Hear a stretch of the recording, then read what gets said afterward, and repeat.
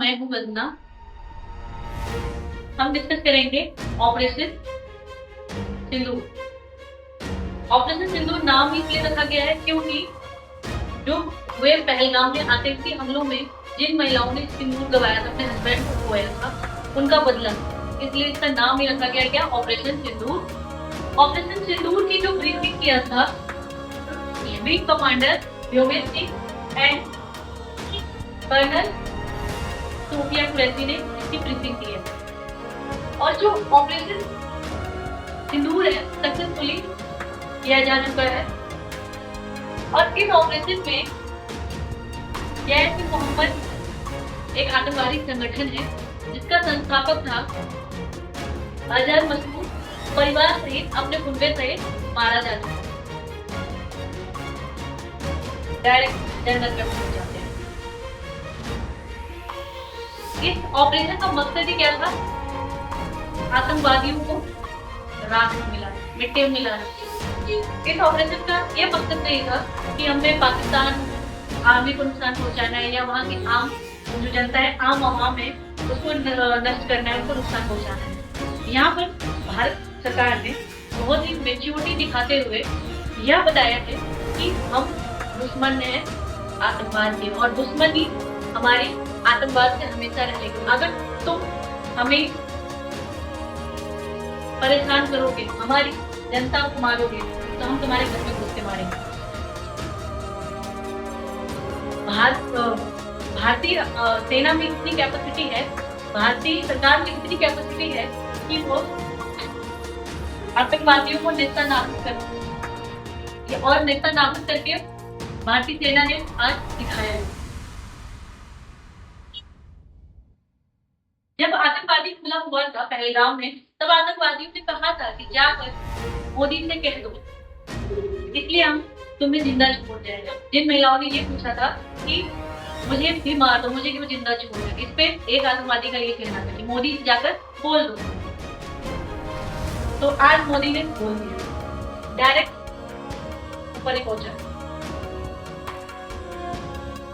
हालांकि कल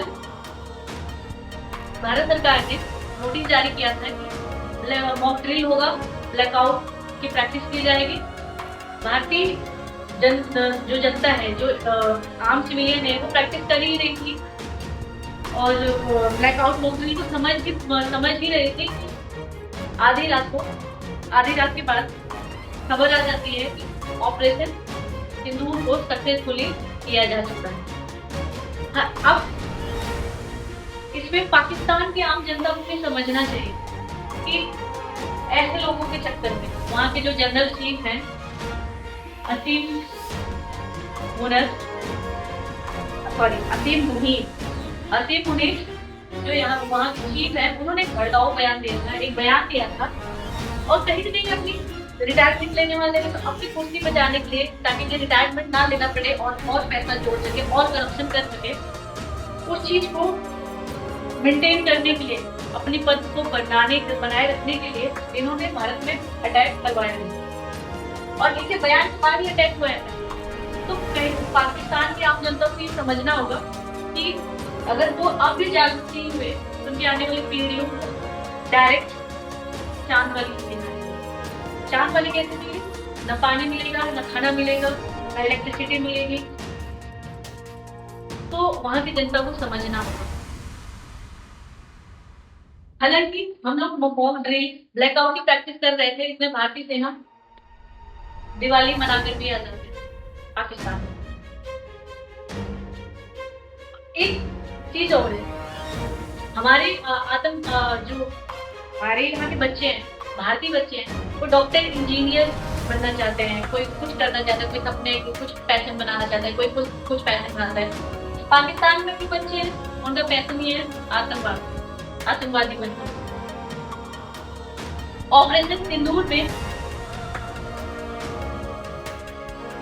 प्रयोग होने वाली मिसाइल थी स्कैल्प, जिसका फ्रांसीसी नाम है इस सिस्टम डे क्रूजी ऑटोनोम और लॉन्च 40 एम्प्लॉई जन, जिसका वजन 1300 किलो, लंबाई 5.1 मीटर और इसका लॉन्चिंग डेट क्या है रॉकेट, नेविगेशन को रास्ता दिखाने कौन काम करता है, जीपीएस प्लस आईएनएस। और इसकी रेंज कितनी है, 560 किलोमीटर, 560 किलोमीटर की रेंज है। और ये क्या है, सबसोनिक मिसाइल। सबसोनिक मिसाइल का मतलब कि ये हमारी साउंड से जो हम बोलते हैं उससे थोड़ी, उसकी स्पीड से थोड़ी कम स्पीड है इसकी, इसलिए हम इसको सबसोनिक मिसाइल भी कहते हैं। इसीलिए ऑपरेशन सिंदूर को अंजाम दिया है सक्सेसफुली। और इसी मिसाइल के द्वारा 9 जगहों पे, 9 आतंकी ठिकानों पे बमबार्डिंग की गई है और उनके ठिकानों को निस्तानाबूद